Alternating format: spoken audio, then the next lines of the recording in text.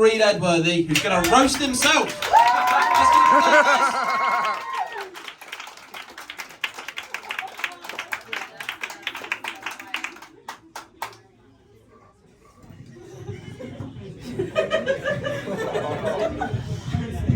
Fuck it. Yeah, so Chris asked me if I wanted to get roasted by a room full of guys here tonight, and I said, only if they tell me I'm cute and they buy me flowers first.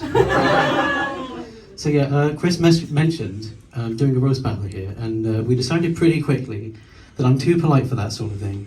Plus, I'm so autistic that as soon as people start calling me names, I start crying.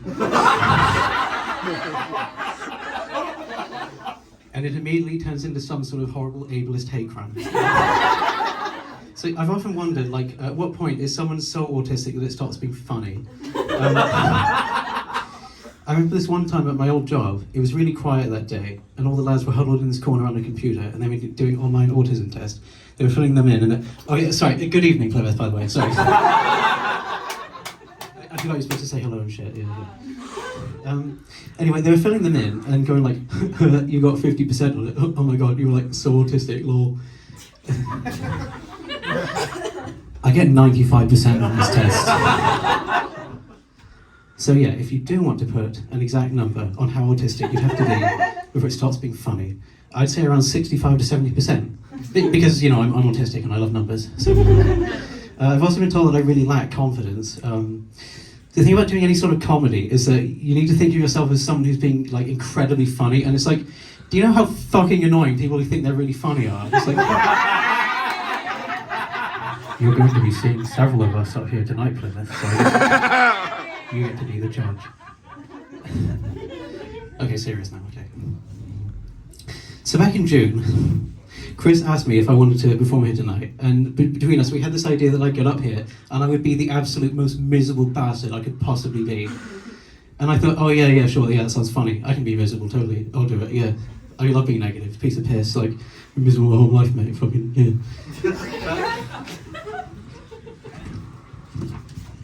Awkward. Yeah, but since then, I started dating someone, so... Alright, don't fucking patronize me.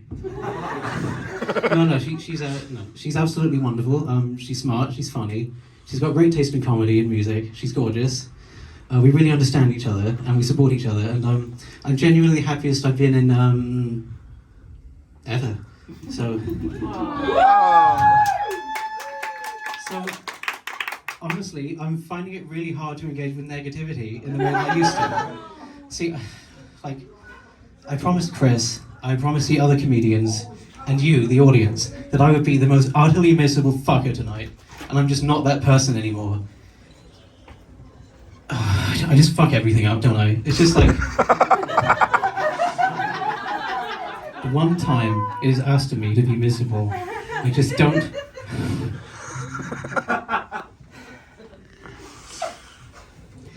Anyway, moving on. So, you know, like when I was younger, I was very naive. I thought, like, you know, what woman could possibly want to date me? Like, you know, I'm really irritating, I'm incredibly stubborn, I say dumb shit all the time, I get really angry over stupid things that don't matter, I'm punishingly single-minded, I'm terrible at looking after myself, I put next to no effort into my appearance, I'm really repetitive, I mope all the time, I'm really boring, I can be incredibly childish at times, I'm really repetitive, I'm really awkward and sweaty, I'm terribly self-pitying. I basically hate most things. I'm totally dependent on the women in my life for emotional support. I drag girls out for way too fucking long, to the point that they stop being funny second months ago. I'm too cheap to pay for a therapist. I'm really impatient.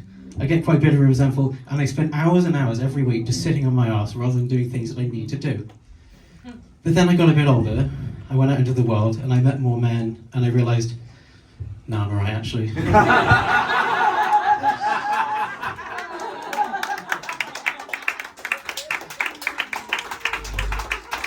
Looks like all you other guys set the bar incredibly low. Phew.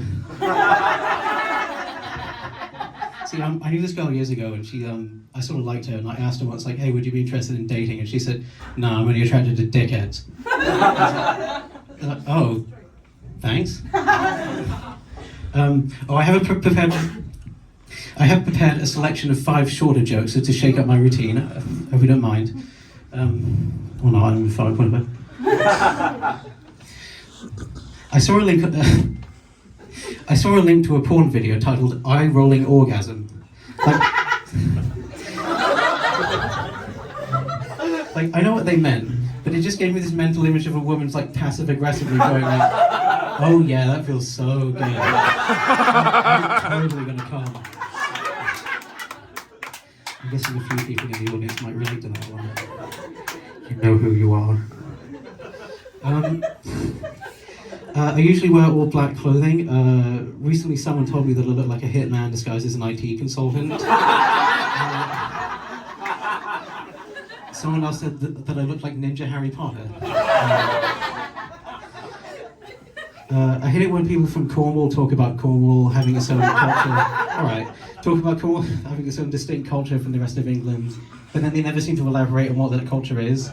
So it just makes me think that Cornish people are like sacrificing virgins, but, you know, burning them alive at their wedding ceremonies where they're also marrying their own siblings. I'm quite progressive politically. I don't really fit in living in Devon.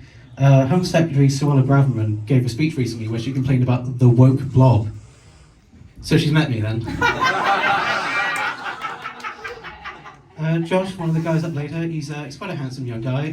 Most guys with mullets don't look, they look kind of weird. I think they look like hillbilly sex criminals. But his looks quite alright actually. I just think about like, you smell real good. Just like Uncle Daddy. Y'all enjoying your vacation down here in Cornwall? Anyway, that's that comedy format over with. Back to me whinging. So yeah, speaking of hair, I've been looking into hair loss treatments recently, just because it's thinning and it's pissing me off. But like, so I asked a friend of mine who's trans, and how she completely regrew her hair, and she said like, oh well, you could always try taking estrogen. And I thought, yeah, a bit extreme. But then the more I thought about it, it was like, I suppose the more I thought about it, it was like, oh, what's the worst that could possibly happen to my body? It's like, oh what, am I going to fucking grow breasts and start getting sad all the fucking time? Yeah, whatever, just give me the fucking HRT already.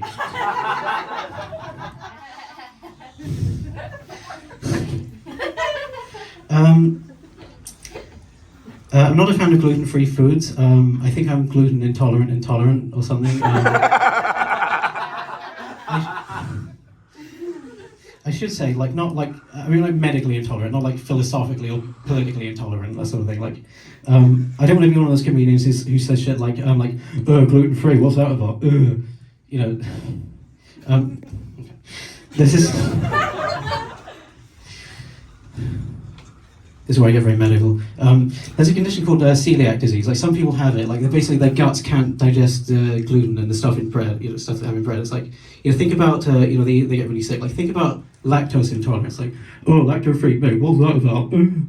Like some people's guts just can't break down the lactose, the natural sugar in milk. It's like, I have friends who have it. If they drink milk and cheese, they just instantly get the shits. It looks really uncomfortable, and it smells bad too. But oh, just get better at digesting complex carbohydrates, you fucking wanker.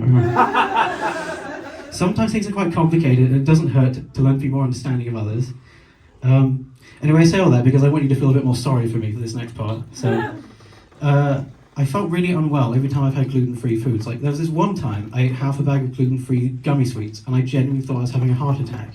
Like, it's like, picture the scene, okay? So, like, there I was, sitting at my dining table, because I eat gummy sweets at the dining table because I'm classy as fuck. My upper torso felt really weird. I swear my limbs were going numb. I could feel my entire body straining to digest it. I was hunched over the dining table, clutching them with one hand, just praying that it would pass. Like, my brain was going, oh please, don't let this be it, don't let this be it. I'm not afraid to die, but please don't let it be from something so fucking embarrassing. You want the thing that kills you to be like tragic or noble or something. Like, it's like if a dog fell on you, or like you slipped on a crisp packet and fell into a canal. It's just like, it's fucking embarrassing. It's like, But like, you know, it passed and I got better, clearly. So I just had this mental image of being dead on a mortuary slab and my family speaking to a coroner about how I died eating sweets. I pictured them talking to my crying mother. Like, you know, she rarely cries, but I like to think that me being dead would choke her up a little bit. So I pictured the coroner looking at my weeping mum, describing to her how I died eating gluten-free gummies, and saying to her, "He should have been better at digesting sweets, fucking dickhead."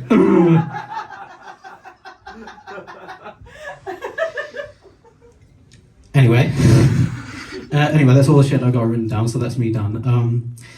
Tonight's all about hostility, so I'll just say, you've been great. Now fuck off.